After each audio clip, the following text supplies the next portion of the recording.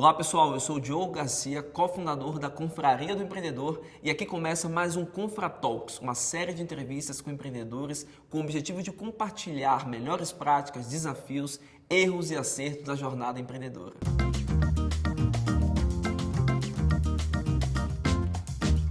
Segundo a Associação Brasileira de Startups, estima-se que existem mais de 5.000 startups brasileiras. Quando o assunto é aceleradoras, há mais de 40 em operação. A Ace Aceleradora, eleita 3 vezes consecutivas como a melhor aceleradora da América Latina, já conta com mais de 180 startups em seu portfólio. Para entendermos um pouco melhor sobre a aceleração de startups, contamos com a presença do Luiz Gustavo Lima, sócio da Ace Aceleradora. Luiz, LG, muito obrigado por sua presença. Eu que agradeço, Diogo. LG, para começar a nossa conversa, eu queria só entender a diferença entre aceleradora e incubadora, que muitos têm, né? A gente pode entender conceitualmente a diferença como a incubação tendo uma origem bastante acadêmica ainda, então um trabalho de desenvolvimento da ideia, um P&D, né, pesquisa em desenvolvimento ali, e a aceleração entra um pouquinho depois, que já é no estágio de validação do negócio. Então, se a gente dividir a jornada do empreendedor que começa pela ideação, depois ele precisa validar e crescer o negócio futuramente, potencialmente escalá-la no futuro, a incubadora atua nesse primeiro momento, desenvolvimento de tecnologia, essencialmente. A aceleradora trabalha com esse empreendedor os aspectos do negócio que vão credenciar para o crescimento e, de fato, levar esse empreendedor a crescer o negócio dele. Legal. Qual que é o teu papel hoje na Ace? Então, eu olho para recrutamento e seleção dos empreendedores, para o processo de aceleração de fato e depois para a gestão do nosso portfólio, para os investimentos e as rodadas de fundraising que essas empresas fazem. Para uma startup ser acelerada, quais são os critérios que são levados em consideração? Acho que vale a pena, então, primeiro conceituar o que a gente entende como startup. Né? Então, para a gente usa a definição do Steve Blank, né, que é um acadêmico de Stanford e empreendedor, mora e trabalha no Vale do Silício. Tem um livro dele que chama Manual do Empreendedor. Um livro bem grande, assim. E a definição mais básica e elementar de startup para ele é um negócio imprevisível, né, que opera num ambiente de extrema incerteza, que tem como base a tecnologia para que ele seja repetível e escalável. Então a gente entende como uma startup um negócio que eu consigo escalar muito rápido utilizando a internet. Portanto, é um negócio digital, né, tem tecnologia ali. Então é isso. Então, para a empresa aplicar na Ace, empreendedor, um time de empreendedores, né, um negócio grande, um mercado de $1 bilhão aí, e um produto ou solução já acontecendo, já um MVP rodando e preferência com clientes pagantes já. Você falou uma coisa interessante, né? Tão importante quanto o negócio, vocês também avaliam o perfil dos sócios, né? Como é que isso acontece na prática?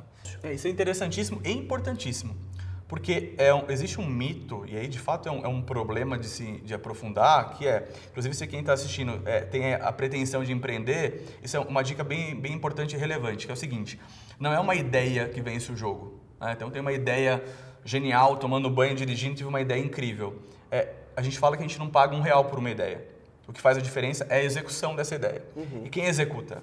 É o time de empreendedores. Então, portanto, que ele é fundamental. Se o time não for bom, o negócio tem uma chance gigantesca de não ser bom. Então, time bom é empreendedor com experiência no mercado, com alta capacidade de execução, de fazer as coisas acontecerem e principalmente com perfis complementares. O que é que faz a Ace ser por 3 vezes consecutivas, né, a melhor aceleradora da América Latina? A minha visão é uma só para explicar isso, que é resultado. Perfeito. E em que tipo de segmento vocês atuam com mais ênfase? A gente não tem exatamente uma ênfase porque o pressuposto é empreendedor bom, negócio, mercado grande, com alta possibilidade de fazer acontecer. Então, se eu fosse fazer um resumo, é o setor de saúde como health, bancário como fintech e agronegócio como agtech. Eu tenho conversado com alguns founders de startups e eles têm sinalizado que quando eles ingressam em programas de aceleração, a participação que vem como contrapartida da aceleradora é normalmente muito agressiva. Né? Qual que é a tua visão sobre isso? No nosso caso, por exemplo, a gente investe R$150 mil por 10% de participação na empresa por um período. Né? Então, me parece justo quando eu analiso a oferta que a gente entrega para esse empreendedor. Concordo 100% que eles têm que ter um cuidado de fato muito importante nesse sentido, porque o ciclo de fundraising de uma startup, ele é grande, ele é longo. Então, se ele já no início da vida da empresa já cede ali um percentual relevante do negócio, certamente ele será prejudicado em algum momento. Né? E aí, quando eu coloco uma oferta de aceleração, eu não coloco exatamente o dinheiro só, por si só. E esse é interessante falar porque 100% dos empreendedores que entram na ACE achando que precisavam de dinheiro, descobrem que não era dinheiro que precisavam. Se você tem um time multidisciplinar aí, se você sabe fazer o negócio acontecer, tem um bom networking, tem dinheiro para investir, você não precisa da gente, não é isso? Agora, se você é um bom empreendedor, tem um time complementar, um negócio grande, mas precisa de ajuda para fazer o negócio acontecer, eu consigo te ajudar. Então, a gente apoia esse empreendedor e estrutura o negócio dele de forma que quando ele acaba a aceleração, ele está apto, pronto para falar com qualquer fundo, seja no Brasil, seja nos Estados Unidos, seja na China, qualquer lugar. Então, ele sai preparado para fazer o negócio dele acontecer e a gente se baseia no que a gente chama de as 8 esferas do negócio. Então, a gente ajuda e estrutura marketing, vendas, operações, finanças, tudo. Então, quando ele coloca na balança e entende como funciona, ele fala, poxa, realmente para mim faz a diferença. A maioria das startups quebram nos seus primeiros anos. E as startups aceleradas? Bom, a taxa que a gente tem no Brasil hoje, real, é de 74% de quebra nos primeiros 5 anos de vida. A gente fez uma análise recente na ACE, e nesses 5 anos de vida que a aceleradora existe, é uma taxa de 15%. A falta de uma boa e verdadeira validação do negócio faz toda a diferença. A gente tem uma análise do CB Insights que aponta lá os 10 principais causas de morte de startups, né? Sabe quais são os 3 principais? Terceiro, sócios, então falta de complementaridade dos sócios, uma questão também ali de desentendimentos, né? E eu posso colocar aqui também complementaridade de perfis.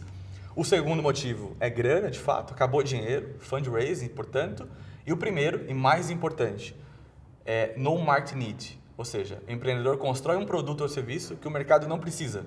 LG, partindo do pressuposto, né, do conceito de startup, que ela tem que ser escalável, o que é que falta para as startups brasileiras efetivamente se internacionalizarem? Ou seja, a gente ter mais startups brasileiras no mundo. É que o empreendedor brasileiro olha para o nosso país e fala, aqui é gigante, aqui é grande, então tenho muita coisa para fazer aqui. Agora, tem alguns empecilhos para o crescimento fora. Nossa visão sobre isso é, primeiro, eu preciso ter clareza de como o meu negócio acontece aqui no Brasil. Não adianta eu querer ir para fora sem antes ter feito um bom trabalho aqui. Então, a gente tem essa crença. Requisito básico, ou você falar inglês ou espanhol, dependendo de onde você for, né? Então, a gente tem uma deficiência enorme de empreendedores que não falam inglês. Sério? Por exemplo, é sério. Não só o Brasil, como os empreendedores e países emergentes como o Brasil, eles têm que ter em mente que eles têm que querer sim resolver problemas grandes. Não pode esperar do Google, não pode esperar do Airbnb, não pode esperar do Face, né? Cada um na sua área ali. Não tenha medo de resolver problema grande. Resolva muito bem no seu país e depois você migra para os outros, né? De fato, você internacionaliza o seu negócio.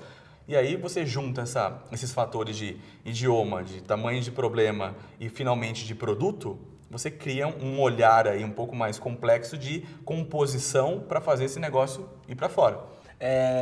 E com relação aos próximos passos, né, os próximos anos da ACE, quais são os desafios que vocês enxergam assim como os maiores desafios da ACE no Brasil, né, para o crescimento de vocês? Então é um combinado de presença geográfica, com inteligência de pessoas, de time, de capital humano, intelectual, parcerias, mentorias e principalmente talento empenhado 24 horas por dia, 7 dias por semana para fazer os negócios acontecerem.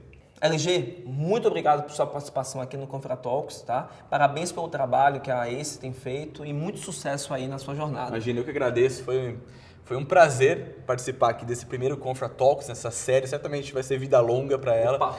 Eu adoro participar da Confraria do Empreendedor e você lidera muito bem. Obrigado. Então, essa junção aqui de talento, gente querendo fazer diferente e principalmente trabalhando para um Brasil melhor é o que motiva a gente a fazer cada vez mais o que a gente faz. Perfeito. Muito obrigado, Valeu. meu amigo. Eu que agradeço. A gente se fala. O Confratalks é uma realização da Thanks for Sharing, empresa especializada em vídeo e conteúdo, em parceria com a Confraria do Empreendedor, uma comunidade colaborativa de startups. Fica ligado que no próximo episódio a gente tem mais entrevistas sobre empreendedores e seus desafios. A gente se vê. Tchau, tchau.